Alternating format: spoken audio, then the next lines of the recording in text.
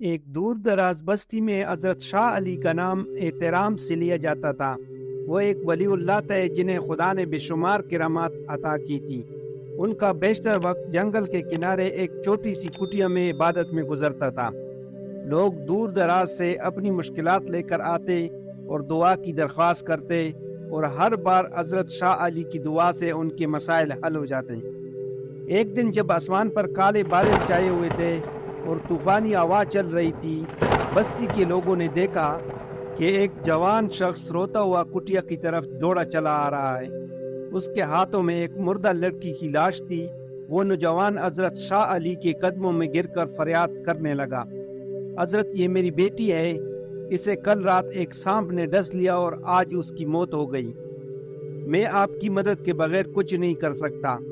حضرت شاہ علی نے گہری سانس لی اور مردہ لڑکی کو غور سے دیکھا۔ ان کی آنکھوں میں ایک عجیب سی چمک تھی، جیسے انہیں کوئی غیبی اشارہ ملا ہو۔ انہوں نے نوجوان سے کہا، اللہ کی رضا کے بغیر کچھ ممکن نہیں، لیکن ہم دعا کریں گے۔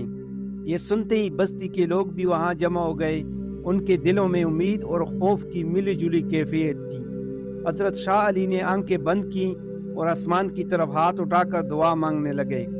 ان کے الفاظ میں ایسی تاثیر تھی کہ سب کے دل دہلنے لگے۔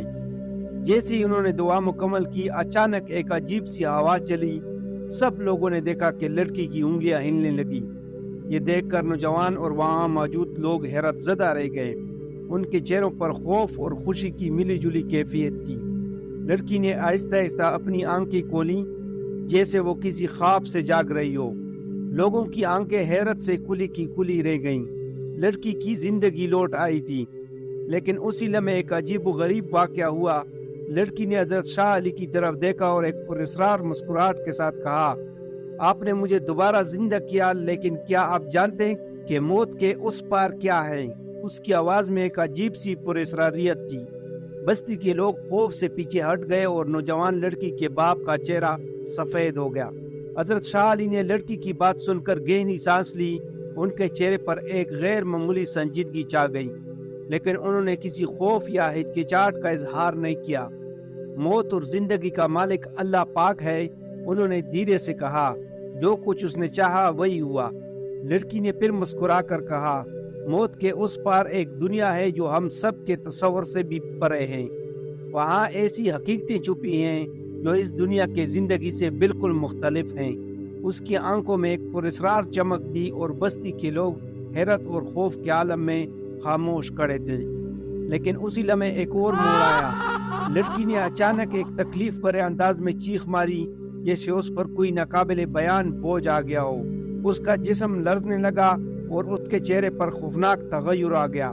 حضرت شاہ علی فوراً سمجھ گئے کہ کچھ غیر معمولی ہو رہا ہے۔ وہ فوراً زمین پر بیٹھ گئے اور دوبارہ دعا کرنے لگے، لیکن اس بار ان کی دعا پہلے سے زیادہ شدید تھی۔ لڑکی کی چیخوں سے ماحول میں خوفناک سنسنی پھیل چکی تھی۔ اچانک لڑکی کا جسم ایک جھٹکے سے بے جان ہو گیا اور وہ دوبارہ زمین پر گر گئی۔ لوگوں کے دل خوف سے دھڑک رہے تھے، ہر کوئی دم سادے کھڑا تھا۔ نوجوان لڑکی کا باپ روتا ہوا حضرت شاہ علی کے پاس آیا اور بولا، حضرت یہ کیا ہو رہا ہے؟ میری بیٹی کو کیا ہو رہا ہے؟ حضرت شاہ علی نے آنکھیں بند کی اور ایک گہری خاموشی کے بعد کہا، یہ لڑکی صرف جسمانی طور پر مر چکی تھی، لیکن اس کی روح کو کچھ ایسی قوتوں نے جکڑ لیا تھا جن کا تعلق موت کے اس پار کی دنیا سے ہے۔ وہ ابھی مکمل طور پر آزاد نہیں ہوئی، اس کا مقابلہ اب اللہ کے حکم سے کرنا ہوگا۔ یہ سن کر نوجوان اور بستی کے لوگ اور بھی زیادہ خوفزدہ ہو گئے۔ حضرت شاہ علی نے لوگوں کو پیچھے ہٹنے کا اشارہ کیا اور لڑکی کے قریب جا کر آسمان کی طرف دیکھنے لگے۔ ان کے لبوں سے دعائیں جاری تھیں اور ماحول میں ایک پراسرار سا سکوت چھا گیا تھا۔ لوگ سانس روکے حضرت شاہ علی کو دیکھ رہے تھے۔ اچانک آسمان پر گہرے بادل مزید گرجنے لگے، بجلی زور سے چمکی اور ہر کوئی لرز گیا۔ حضرت شاہ علی کی دعائیں اور بلند ہو گئیں۔ فضا میں ایسی روحانی کیفیت چھا گئی کہ ہر شخص کے دل میں عجیب سی ہلچل پیدا ہو رہی تھی۔ اچانک لڑکی کے جسم میں ایک اور جھٹکا آیا اور اس کی آنکھیں زور سے کھل گئیں، لیکن اس بار اس کی آنکھیں مختلف تھیں۔ ان میں ایسی وحشت تھی جیسے وہ کسی دوسری دنیا میں دیکھ رہی ہو۔ اس نے ایک سرد اور بیگانہ آواز میں کہا، تم نے مجھے کیوں روکا؟ مجھے جانے دو، وہاں میرا انتظار ہو رہا ہے۔ حضرت شاہ علی نے لڑکی کی طرف دیکھا اور مضبوطی سے کہا، جو کچھ ہو رہا ہے وہ اللہ کے حکم سے ہے، تم اس دنیا میں ہو اور جب تک اس کا حکم نہ ہو تمہارا جانا نہیں ہو سکتا۔ لڑکی کا جسم پھر لرزنے لگا اور اچانک اس کے منہ سے خوفناک چیخ نکل گئی۔ اس کا جسم فضا میں اوپر اٹھنے لگا جیسے کوئی پوشیدہ طاقت اسے کھینچ رہی ہو۔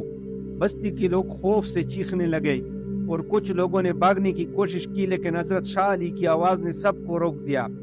رکو، یہ آزمائش کا وقت ہے، کسی کو یہاں سے جانا نہیں چاہیے۔ حضرت شاہ علی نے اپنی آنکھیں آسمان کی طرف اٹھائیں اور بلند آواز میں ایک آخری دعا کی۔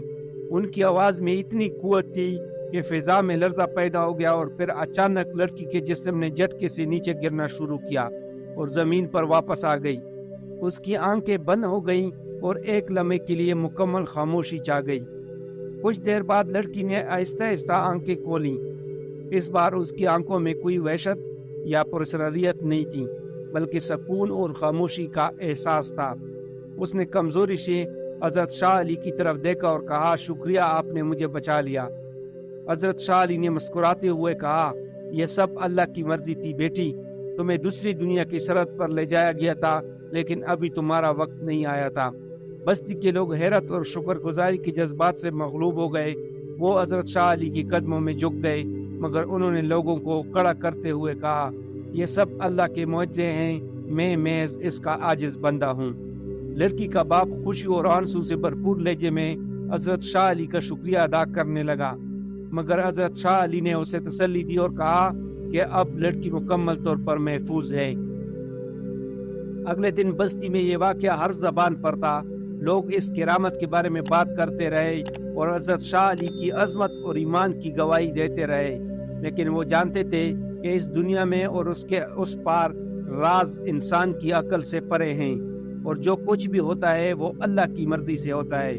یہ واقعہ لوگوں کو ہمیشہ یاد رہا اور حضرت شاہ علی کی کرامت اور ایمان کی کہانیاں نسل در نسل چلتی رہیں۔ بستی کے لوگ اب حضرت شاہ علی کو صرف ولی اللہ کے طور پر نہیں، بلکہ ایک ایسے شخص کے طور پر جانتے تھے جو دنیا اور موت کے اس پار کے رازوں سے واقف تھا۔ لڑکی جس کا نام عائشہ تھا، اس تجربے کے بعد بالکل بدل چکی تھی۔ وہ پہلے ایک عام بستی کی لڑکی تھی، لیکن اب اس کے اندر ایک خاص روحانی سکون اور سنجیدگی آ چکی تھی۔ وہ اکثر لوگوں کو بتاتی کہ وہ لمحہ جب وہ موت کی دہلیز پر تھی ایک خواب کی مانند تھا، جہاں اسے وہ دنیا دکھائی دی جس کا ذکر کتابوں میں آتا ہے، مگر اس دنیا میں واپس آنا اس کے لیے ایک نئی زندگی جیسا تھا۔ بستی کے لوگوں نے عائشہ کو ایک مقدس علامت کے طور پر دیکھنا شروع کر دیا تھا۔ وہ اس سے عجیب و غریب سوالات کرتے، جیسے کہ موت کے بعد کی زندگی کیسی ہے، وہاں کیا دیکھا اور کیا محسوس کیا، مگر عائشہ ہمیشہ خاموش مسکراہٹ کے ساتھ جواب دیتی، یہ سب کچھ صرف اللہ جانتا ہے اور ہر انسان کا سفر مختلف ہوتا ہے۔ وقت کے ساتھ ساتھ حضرت شاہ علی کی شہرت اور بھی پھیل گئی۔ دور دراز کے لوگ ان سے ملنے آتے اور ان کی کرامتوں کے بارے میں سننے کے لیے بےتاب ہوتے، مگر حضرت شاہ علی ہمیشہ عاجزی سے کہتے، یہ سب اللہ کا کرم ہے، میں کچھ بھی نہیں، جو کچھ ہوتا ہے اس کا فیصلہ اوپر سے ہوتا ہے۔ لیکن اس واقعے کے کچھ مہینے بعد بستی میں ایک اور پراسرار واقعہ پیش آیا۔ عائشہ نے ایک رات خواب میں حضرت شاہ علی کو دیکھا کہ وہ کسی خطرے میں ہیں۔ اس نے فوراً اپنے والد کو بتایا اور وہ لوگ حضرت شاہ علی کی کٹیا کی طرف دوڑے۔ وہاں پہنچ کر انہوں نے دیکھا کہ حضرت شاہ علی مراقبے میں بیٹھے ہوئے تھے، لیکن ان کے چہرے پر سکون کے ساتھ ساتھ ایک پراسرار سا اضطراب تھا۔ جب عائشہ اور اس کے والد قریب پہنچے، حضرت شاہ علی نے آنکھیں کھولیں اور کہا، میرا وقت قریب آ رہا ہے، مجھے موت کے سرحد پار کرنے کا بلاوا مل چکا ہے، لیکن عائشہ تمہیں اب اپنی راہیں خود تلاش کرنی ہوں گی۔ تمہیں ایک روحانی سفر پر جانا ہوگا جہاں تم اپنے اور اس دنیا کے درمیان کے تعلقات کو سمجھ سکو گی۔ یہ الفاظ سن کر عائشہ کا دل دہل گیا، مگر وہ جانتی تھی کہ حضرت شاہ علی کا ہر لفظ سچائی پر مبنی ہوتا ہے۔ کچھ دن بعد حضرت شاہ علی انتقال فرما گئے اور بستی میں ایک ناقابل بیان سوگ چھا گیا۔ عائشہ نے حضرت شاہ علی کی ہدایت پر عمل کرتے ہوئے اپنی زندگی کو روحانی تعلیمات اور لوگوں کی خدمت کے لیے وقف کر دیا۔ وہ حضرت شاہ علی کی یادگار کے طور پر پہچانی جانے لگی اور بستی کے لوگ اس کی دعاؤں سے فیضیاب ہوتے رہے۔ حضرت شاہ علی کے انتقال کے بعد بھی ان کی کرامتوں کی کہانیاں بستی اور دور دراز کے علاقوں میں گونجتی رہیں۔ اور عائشہ کی زندگی اس بات کی علامت بن گئی کہ اللہ کے فیصلے اور اس کی حکمتیں ہمیشہ انسان کے فہم سے بالا تر ہوتی ہیں۔